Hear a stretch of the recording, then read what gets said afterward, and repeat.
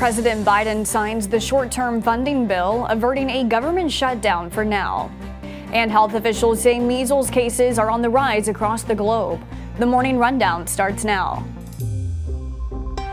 From the Straight Arrow News Studio, bringing the stories that matter to you from across the United States and around the world. This is the Morning Rundown.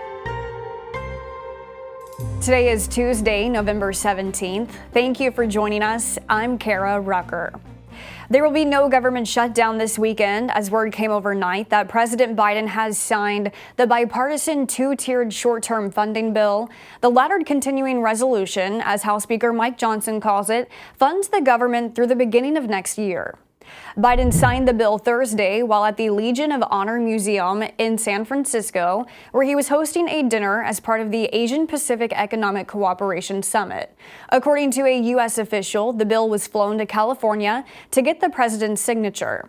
Democrats and Republicans in both the House and Senate came together this week to pass the two-step temporary spending bill, which keeps government funding at current levels. Funding for some federal agencies like the Departments of Transportation and Veterans Affairs will last until January 19, 2024, while other government agencies such as the Defense Department will be funded through February 2nd.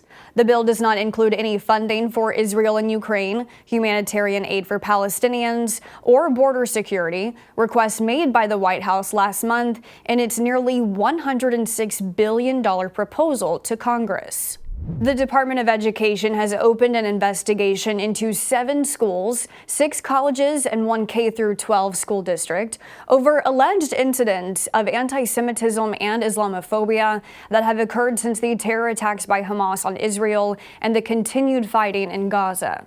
In its announcement Thursday, the Education Department said 5 of the complaints involved alleged anti-Semitic harassment and 2 involved anti-Muslim harassment. The schools under investigation include the Mays Unified School District in Kansas, Cornell University and Columbia University in New York, Lafayette College in Pennsylvania, Wellesley College in Massachusetts, the Cooper Union for the Advancement of Science and Art in New York City, and the University of Pennsylvania. The investigations were launched under Title VI of the Civil Rights Act, which calls for schools to provide students with an environment free from discrimination. All schools and colleges must comply with Title VI or risk losing federal funding. Earlier this month, the Education Department sent a letter to schools reminding them of their legal obligation to address incidents of discrimination on campus. Straight Arrow News has been reporting on the rise of anti-Semitic and Islamophobic incidents on college campuses across the country. You can find our continuing coverage on our website, san.com.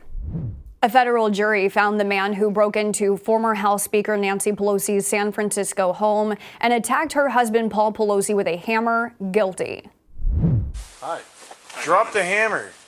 Nope. Hey. Body cam footage recorded the October 28, 2022 incident. Paul Pelosi survived the attack, but was left with a fractured skull. David DePape was found guilty on Thursday of federal attempted kidnapping charges and assault on an immediate family member of a federal official. The jury deliberated for 7 hours over 2 days before delivering the guilty verdict. DePape still faces state charges, including attempted murder and assault with a deadly weapon, among a slew of others. In a statement, the Pelosi family says Paul Pelosi continues to make progress in his recovery. DePape is said to appear in federal court for his sentencing on December 13th. He faces up to life in prison. A judge declared a mistrial on Thursday in the case against a former Louisville police officer involved in the raid that led to Breonna Taylor's death in March of 2020. Brett Hankison was charged with violating Taylor's civil rights in the botched police raid. The former police detective testified that he fired approximately 10 shots with no clear targets into Taylor's apartment. Some of the bullets flew through the neighbor's apartment as well. No one was hit. Jury deliberations began on Monday. Then on Thursday, jurors sent a note to the judge. They were deadlocked. Hours later, after further deliberating with no unanimous decision, the judge declared a mistrial.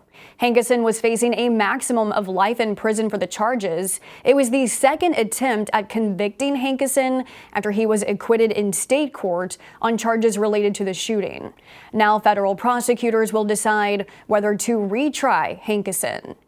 Health officials are calling a rise in measles cases and deaths across the world staggering, citing the alarming increase mostly among children to a decline in vaccination rates over the years. New data from the World Health Organization and the CDC released Thursday shows global cases increased by 18% last year and deaths saw a 43% rise. Officials saying the estimated number of measles cases was approximately 9 million and there were 136,000 deaths. The number of countries battling outbreaks of measles increased from 22 to 37. The CDC saying measles is a preventable disease with 2 doses of a vaccine. But a reported 33 million children missed a dose last year. In the U.S., the CDC reports an increase of measles cases from 49 in 2021 to 121 last year. 41 cases have been reported so far this year. Finally this morning, baseball is coming to Nevada. In a move cheered by some and jeered by others, Major League Baseball owners unanimously voted Thursday to relocate the Athletics from Oakland, their home since 1968, to Las Vegas. The team owner, Josh Fisher, called it a difficult day for Oakland fans, but a great day for Las Vegas. MLB Commissioner Rob Manfred said he and Fisher tried to keep the franchise in the Bay Area, but because of the current condition of the stadium, the Oakland Coliseum, and failed efforts to replace it, there was no path forward in Oakland. The team is expected to start playing in a new stadium in 2028. Before that, it remains to be seen where they will be hosting their home games. It was only 7 years ago when Vegas had no major league sports teams. Now there's the Golden Knights in the NHL, the Aces in the WNBA, the Raiders in the NFL, and the soon-to-be relocated Athletics. These are your top stories for this Friday. Thank you for watching Straight Arrow News.